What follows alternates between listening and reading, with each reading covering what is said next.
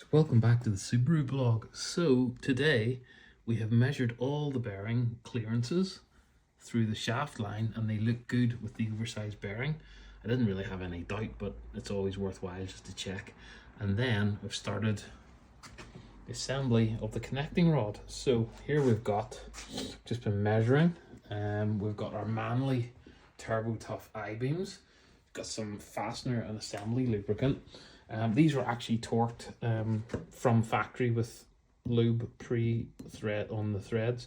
So it was a hell of a force to actually get these ARP studs slackened off. So basically, as they come out of the box, they are sealed in a nice plastic bag. And then what you do is you slacken these off. I also measured the distance of the stud when it was in. And that'll give you a good indication. It was 50.01 millimeter at the time. So I emailed Manly because my part number wasn't actually listed on their instructions, which are pretty good. But basically, if you're building an engine, so they come with their own instructions and there's a whole load of part numbers. So what I did was I sent it off an email to Manly, who were fantastic, and they said that it's the 42321 with mine's ARP 625 plus studs going across, and that's the torque you want to have with the lube on the stud. So basically you put your lube on, you set up your torque wrenches, and then you torque these down progressively until you hit the 80 to 85.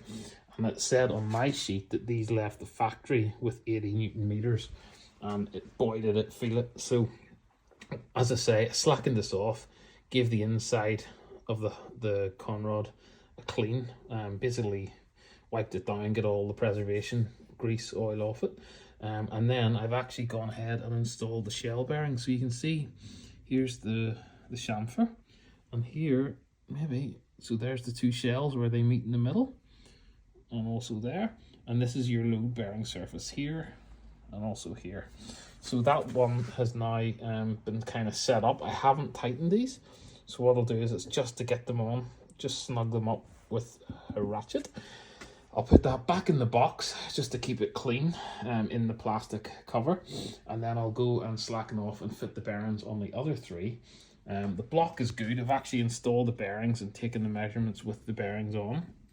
So really the next step will be do all four conrods and bearings. Once happy, there's about, I think it's 6 or 10, there's probably about 10 casing bolts across either side of this block. Slacken those off, split the blocks again, and then we give the crankshaft a clean and we install the conrods on the crankshaft. And once we're happy, then we can lift the crankshaft and conrods and dump them in the block.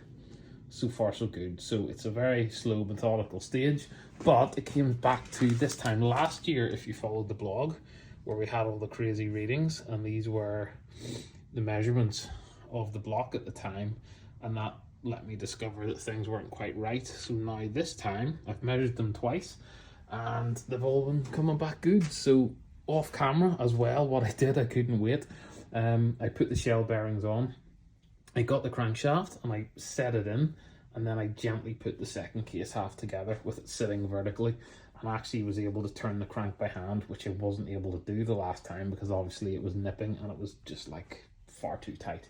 So far so good. The measurements check out, happy with everything. What I will do is I'll also measure these just to give me an idea of the oil clearance in there as well with the bearing relative to the crank journal that they're connected to. So far so good. So now we'll just go and assemble some bearings in the conrods.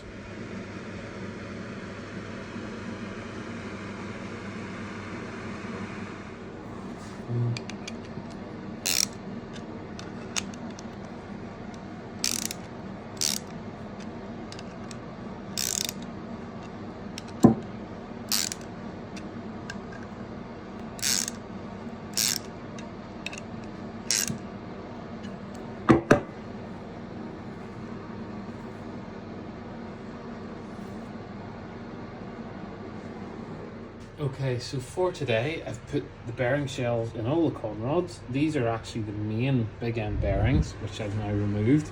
Reason being, they were only test fitted for measurement. I want to do a final clean of the block just before I'm about to assemble it. So everything's pretty clean, but I do want to give it another clean down just in case. So that will basically take it outside, give it a good water flush, lubricate, and then blast all the final bearing channels with some brake cleaner just to be sure.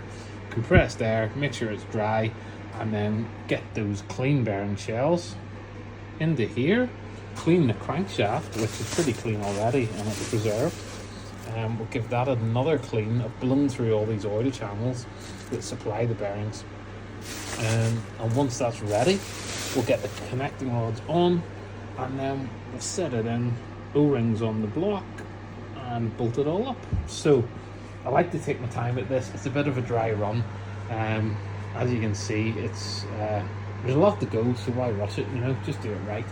So basically all the water jacket bolts, you want to put oil on these threads to get the correct torque. You have a lot more smaller bolts that go on the top. Oil gallery plugs, and yeah, that's about it. So we're almost ready for final assembly. All measurements taken, happy with those, job done, fingers crossed.